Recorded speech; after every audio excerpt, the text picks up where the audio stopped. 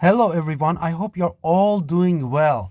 In this video, I want to share some statistics, some data, some research analysis with all of you. And I am hoping that these numbers, the statistics will help open your eyes and your mind so that you can see the truth when it comes to fasting by not eating and drinking. So I'm going to read this article from HLB for you. So it says the main objective behind fasting is to get closer to God, feel the life of the less fortunate. So I'm going to highlight that. I already highlighted, feel the life of the less fortunate. We're going to come back to this.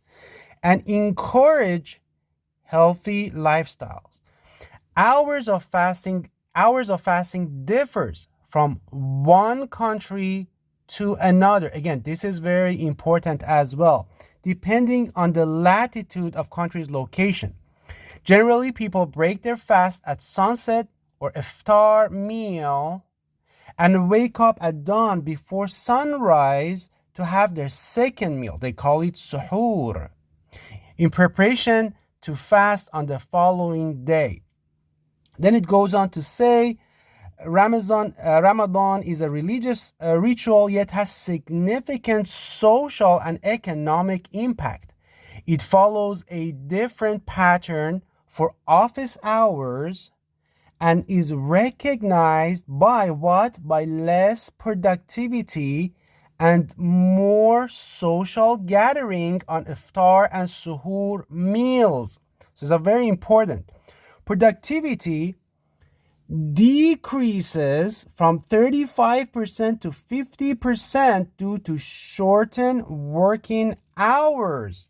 So please pay attention.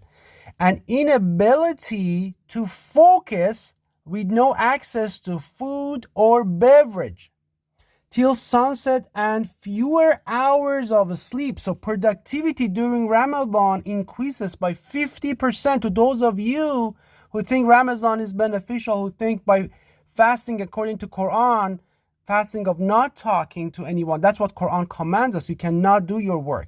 So I just want you to see that. And also inability to focus, because if you don't eat, you don't drink, you can't focus. It's just you can't do work. It's a very well-known fact. If you doubt it, please fast by not eating and drinking, and you're going to experience that yourself. It is as all religious festivities around the world, such as Christmas, highly commercialized. Hence, it's a golden opportunity for marketing their products. The next paragraph, it tells us, ironically, Ramadan is all about food. Remember, first paragraph said that the goal is to get closer to God and feel the life of the less fortunate, right? Now come back here. Ironically, Ramadan is all about food. So how do you experience the life of less fortunate? Full retailers stock up products at least a month ahead in preparation of excess demand. Supermarkets and hypermarkets extend hours to midnight and tend to have Ramadan-specific promotions and offers. It is no coincidence that advertisements on food and beverage are massive during the month of Ramadan. So this is advertisement on food and beverages are massive. Despite the fact that Ramadan is a fasting month, this is really, I want you to read this several times, meditate on it. Despite the fact that Ramadan is a fasting month, food consumption during the time of iftar to suhoor exceeds normal consumption pattern. To those of you who think dry fast, make comments under my videos saying dry fast is good, this is good. Brothers, sisters, I've done this fast. This is not my first rodeo. I did this fast since I was 7 years old. I bet none of you has done it that way. I grew up among these people. Food consumption during the time of iftar to suhoor. I know what this article is talking about because I've done it, I've lived it. Food consumption during the time of iftar to suhoor exceeds normal consumption pattern. Not only food bills increase by 50 to 100% during Ramadan, people spend almost 100% more, anywhere from 50 to 100% more on food. Food bills increase by 50 to 100% during Ramadan. But it is reported that 83% of families change their food consumption habits during Ramadan. What happens?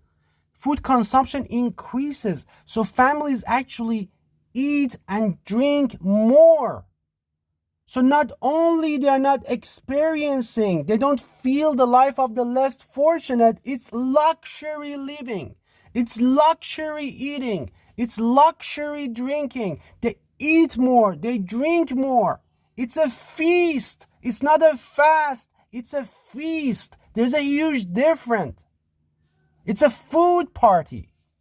It is estimated that food consumption in Ramadan accounts for 15% of annual expenditure on food.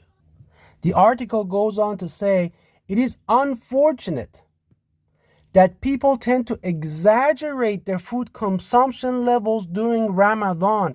In this respect, it is reported that 60% of food goes to waste in Egypt. So not only people eat and drink 50% to 100% more, but they also waste 60% of food just in Egypt during Ramadan. So it's israf. This is what Allah says, Wallahu la yuhibbul musrifin. Allah doesn't like those who do israf. So Ramadan is a month of excess, overconsumption, and wasting in abundance. This is what Allah hates.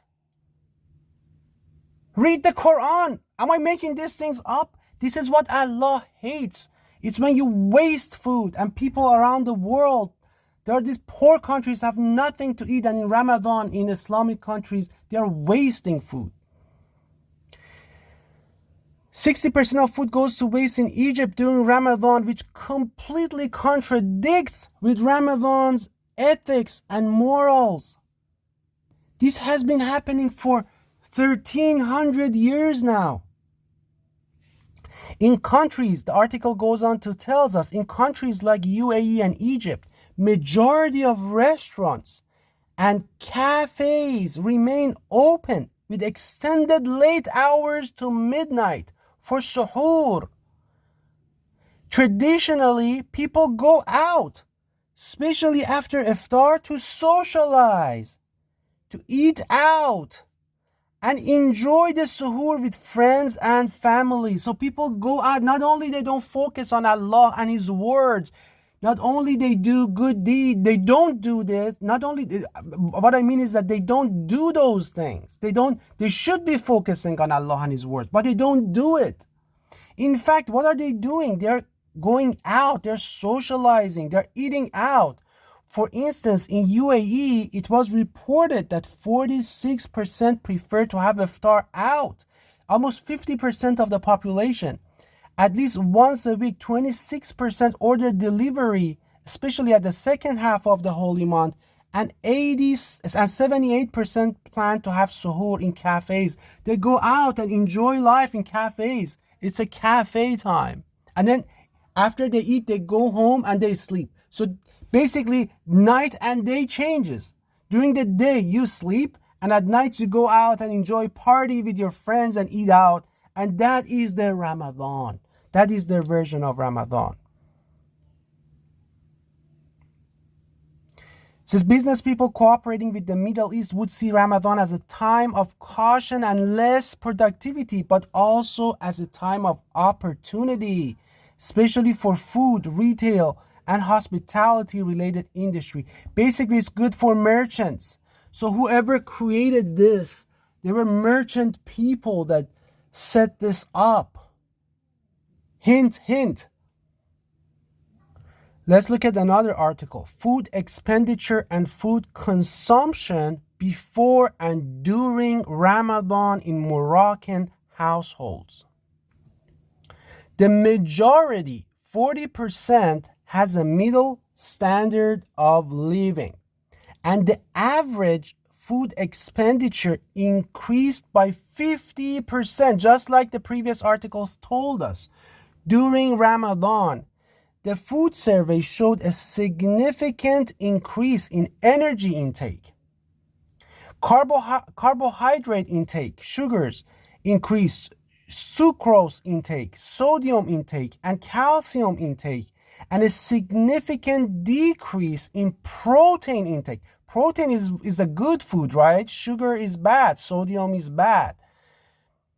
And lipid, so there was an increase in bad food. There was a decrease, there was an increase in bad food, and there was a decrease in good food, such as protein and lipids, with no significant change in saturated fatty acid intake during Ramadan. These results show that some dietary behaviors adopted during Ramadan could promote the development or worsening of overweight and chronic disease. So not only you are not getting to know the life of less fortunate, but also you're exposing yourself to overweight and chronic disease. This is another article for business people, telling them what to do, and it tells them that, interestingly, this fasting period increases people's food purchasing desire, just like the other article said. And then it says, according to an HLB survey that was done, Ramadan is all about foods, and the food consumption exceeds the typical consumption pattern, and the food bills increase by 50 to 100% during this time. This accounts for around 15% of their annual expenditure, just like the previous article was telling us.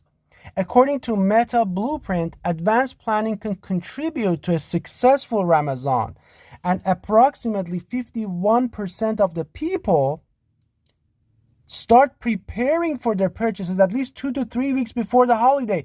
So basically it's a feast. So people start preparing 2 to 3 weeks, almost a month before Ramadan. Everyone is focused on food and eating. They're preparing, they're storing, they're stocking up on different things, food items.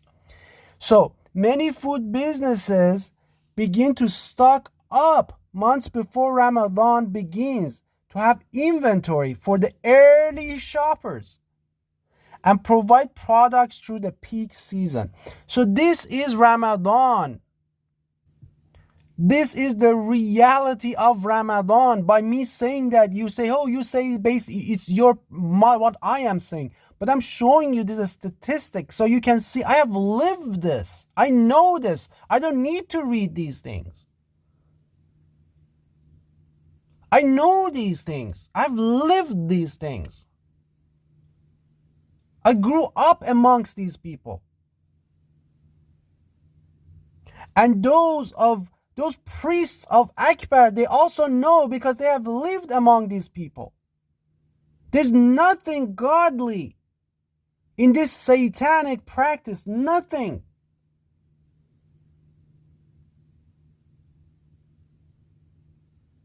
This is another article, 50, this is for Egypt, and there's research for Saudi Arabia, for Kuwait, for various countries. I showed you, all of them is the same, it's the same. Everywhere you go is the same. So 50% increase in consumer consumption of goods in Ramadan. Ministry of Supply in Egypt is saying that. So Egypt's Minister of Supply and International Trade, Ali El Meselhi, said in a television interview that the volume of consumers' consumption of food commodities during Ramadan is 50% higher than other months. So, brother and sister who come and comments and say, oh, it's good, it's dry fast, it's good for us. No, you're eating more. You're eating 50% more. It's not good for you. Don't deceive yourself. Don't lie to yourself. Be objective. Be truthful. Don't follow the religion of your fathers blindly. إنهم ألفوا آباءهم ضالين وهم على آثارهم. They found their fathers lost their path, and they are following on the footsteps of their fathers. Even though their fathers were on the wrong path, the fathers were misled, just like our fathers were. Iblis, Akbar, the devil, misled them. This is another article from Kuwait, from the country of Kuwait. 50% increase in food consumption during Ramadan. Not only there is 50% increase in food consumption, but also there is price hike of most consumer goods seen, because people are buying so much that the price of everything goes up. The first paragraph tells us that people start stocking up on various things. And then it tells us again the same thing, that according to sources, the food consumption during the month of Ramadan in Kuwait increases by up to 50% due to large number of gatherings, prayers, and feasts. Feast, it's a feast, it's a month of feasting, partying, social gathering. Families gather together after iftar and eat. They engorge themselves, and then they watch TV, and then they again gather, they stay up, they try to stay up and eat and drink as much as they can. They stuff themselves up.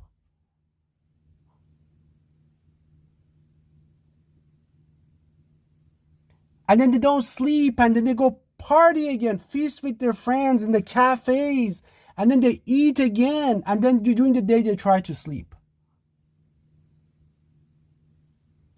Then it says much of the food is consumed at night thanks to staying up late. I'm not making these things up. This is from these articles. I'm just reading it for you. There's a lot of research. I might have to make another video showing how it actually contributes to chronic disease, inactivity, obesity, diabetes. It's the worst thing you could do to your physical body. And it's the worst thing you could do to your soul, because your soul becomes drowsy.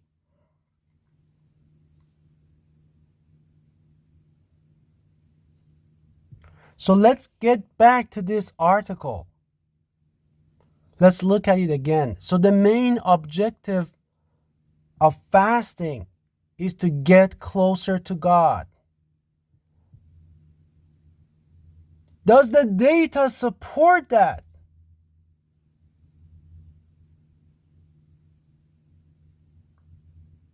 Do you get closer to God by socializing and partying and feasting and overeating and overindulgence, and then going with your friends to cafes, and then sleeping during the day, and being hungry and being angry?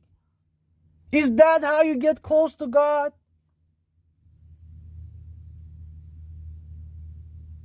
Is that what your religion is teaching you? What have you learned from the practices of the prophets before you? What have you learned from Prophet Muhammad?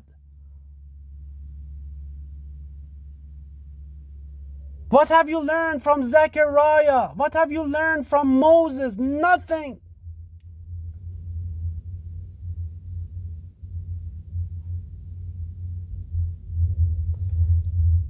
And then number 2, it says to feel the life of the less fortunate. Is this how you feel the life of the less fortunate?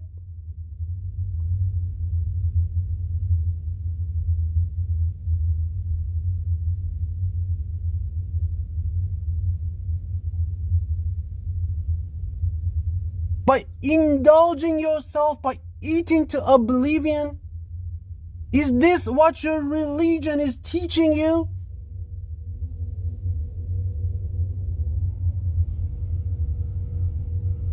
It is disgusting.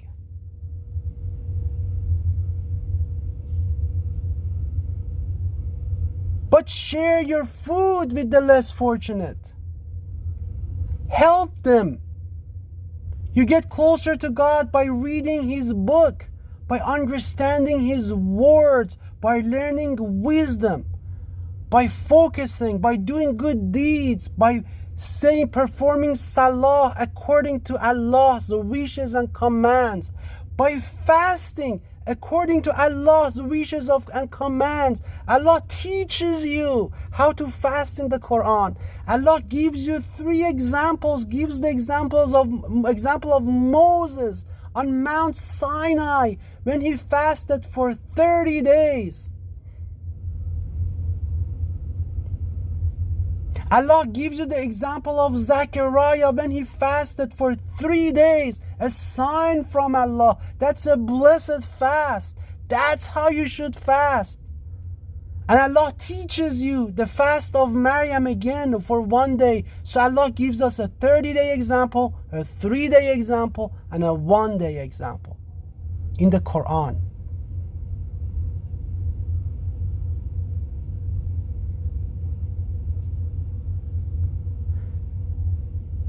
The words iftar and suhoor. Give me one example in the Quran that Allah tells that the Prophet or someone woke up and had suhoor or had iftar, broke their fast.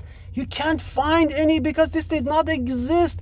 I swear to Allah, in whose hands is my soul, this fast did not exist at the time of the Prophet amongst the community of the believers. Maybe somewhere else it did, but amongst the believers, it didn't exist. They never fasted like this. This is not a fast. This is a satanic feast. Wake up. This is a satanic feast. This is from Iblis. This is from Akbar. If there was such a thing as suhoor or such iftar, Allah would have mentioned in the Quran, and the way Allah mentions it would have been istaqumu lis-suhoor or istaqumu lil-iftar or something similar. When you wake up for suhoor and you said such and such, or when you were amongst the people and you woke up for suhoor and this happened. That's how Allah does it in the Quran, gives us examples, real life examples. But you don't find any, because these did not exist. This is foreign. This is a foreign concept. This would have been a foreign concept to the early believers.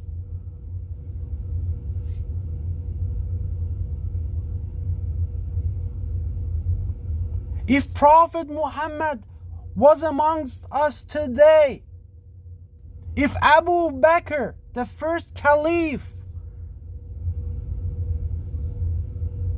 As-Siddiq, the truthful one, if Omar, if Uthman, if Ali, if they were amongst us, if Hassan or Hussein, they were amongst us, they would look at us in astonishment. They would like, whoa, what is this?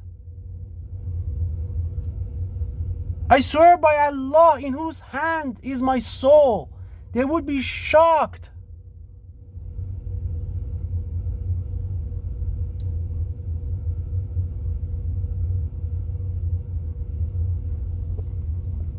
And the last thing I want to mention is the hours of fasting differs from one country to another. This is because of the rotating months that are constantly rotating. In the true month of Ramadan, which happens in the 7th month of fall, when you have the fall equinox, day and night are the exact same equal amounts. Days are 12 hours, nights are 12 hours. So if there is very, very minor variation, and almost on the north hemisphere, south hemisphere, everyone is very close, as close as you can get in terms of اختلاف الليل والنهار, the difference between the night and day. My brothers and sisters, I apologize if I get a little bit upset sometimes I get a little bit passionate during these Quranic conversations, because it just bothers me. It bothers me that so many people, so many children, women, men are suffering because of this satanic practice. And this is why Allah tells us in the Quran, وَلَا يَغُرَّنَّكُمْ بِاللَّهِ الْغَرُورِ. It means be careful lest the deceiver deceives you about Allah. Look, the deceiver deceived us. Our fathers were deceived by Iblis. Our fathers lost the path. They disbelieved in Allah and His Prophet in action. By the words of their mouth, they do hypocrisy. They were hypocrites. They keep saying good things about the prophets, but by their deeds, they disbelieve in Allah and His Prophet.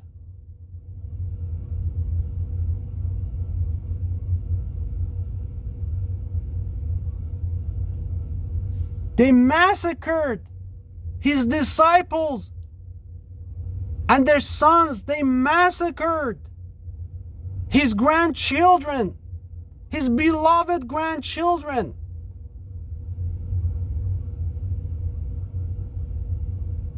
What more do you want as a sign that community, that early community of Muslims were deceived? Even Jews did not do that.